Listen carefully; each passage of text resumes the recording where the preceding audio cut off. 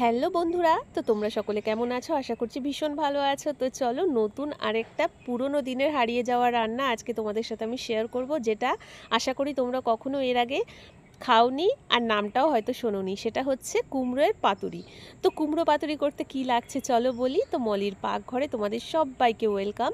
তো তার জন্য প্রথমেই নিয়ে নিয়েছি আমি, দেখো, দুফালির মতো কুমড়ো, যেটাকে আগের থেকেই আমি ছালটাকে ছাড়িয়ে ধুয়ে রেখে দিয়েছি।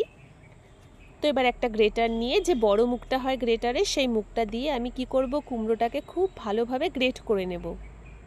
তোমরা চাইলে কিন্তু এই কাজটা বটি দিয়েও করতে পারো, মানে যতটা সরুভাবে কাটবে ততটাই কিন্তু পাতুরিটা বেশি ভালো হবে।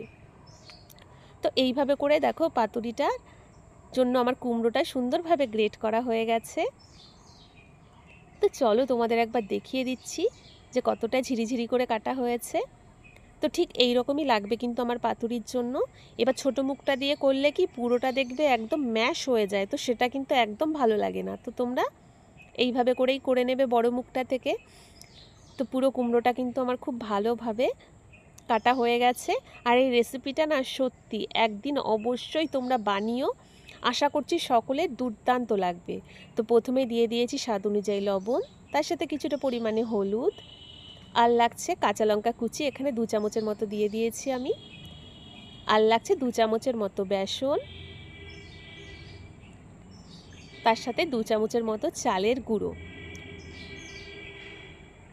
আর লাগছে স্বাদ অনুযায়ী হাফ চামচের মতো চিনি, হাফ চামচের মতো লাল লঙ্কার গুঁড়ো, আর 1 মুঠো ভরে দিয়ে দিয়েছি ধনেপাতা কুচনো, আর তার সাথে রয়েছে সবার শেষে দিয়ে দিচ্ছি 2 টেবিল চামচের মতো সর্ষের তেল। তো এই প্রত্যেকটা উপকরণ কিন্তু অবশ্যই দিতে হবে। আর দেখতেই পাচ্ছ খুব অল্প কিছু জিনিস দিয়ে কিন্তু আজকের পাতুরিটা আমি তৈরি করব। তো পুরো কুমড়োর সাথে যা যা দেয়া হয়েছে প্রত্যেকটা উপকরণ খুব ভালোভাবে মেখে নেব। আর বাইন্ডিংটা যতক্ষণ না আসছে, তোমরা চাইলে তোমাদের যদি মনে হয় আরেকটু দরকার, বেসন কিংবা চালের গুঁড়ো অ্যাড করতে পারো, যতক্ষণ না পর্যন্ত পুরো ব্যাপারটা এরকম হচ্ছে, মানে মাখা মাখা আঠালো ব্যাপারটা। তো দেখো পুরোটা সুন্দরভাবে মেখে 10 মিনিটের মতো একটু রেস্টে রেখে দিতে হবে ঢেকে।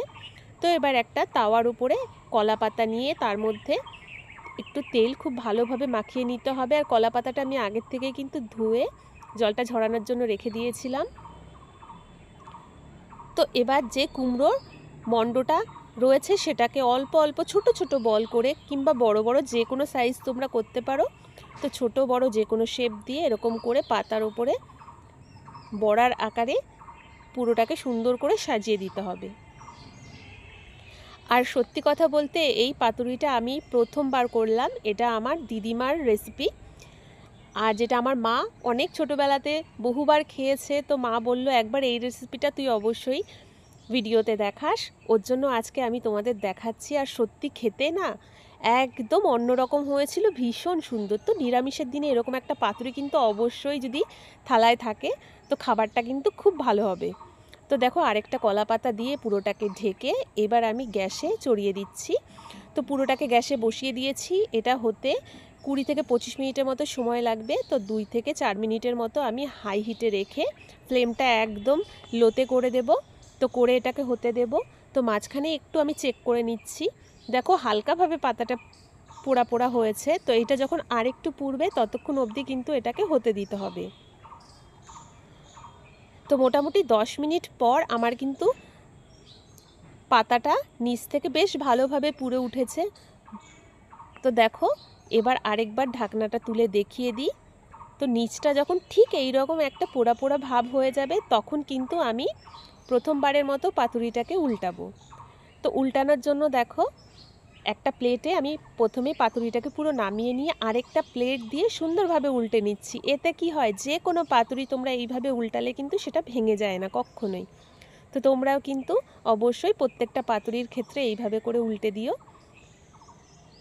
তো একবার দেখিয়ে দিই, দেখো কতটা সুন্দর হয়েছে। আর পাতার একটা পোড়া পোড়া ভাবও কিন্তু ওপরে খুব ভালোভাবে এসে গেছে।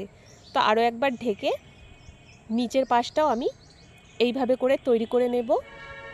তো আবারও ঢেকে দিচ্ছি। তো এরকম আবার 8-10 মিনিট পর মিডিয়াম ফ্লেমে রেখে পুরো পাতুরিটা আমার মোটামুটি হয়ে যাবে রেডি।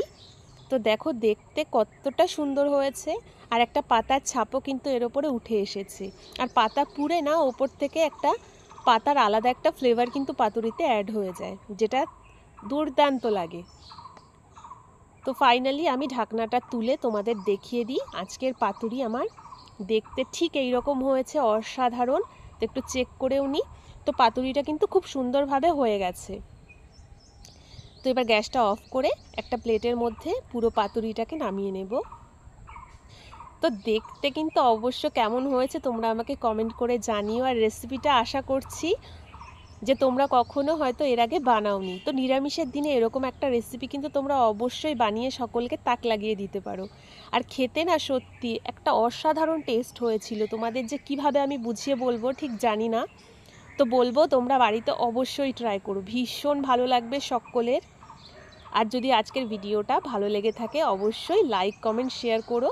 আর যারা আমার চ্যানেলটাকে সাবস্ক্রাইব আগেই করে দিয়েছো তাদের অসংখ্য ধন্যবাদ। আর নতুন নতুন বন্ধুরা যারা আমার ভিডিওটাকে এখন দেখছো, তারা দেখার পরে অবশ্যই আমার চ্যানেলটাকে একটু সাবস্ক্রাইব করে দিও। তো খেতে তো অনবদ্য হয়েছিল।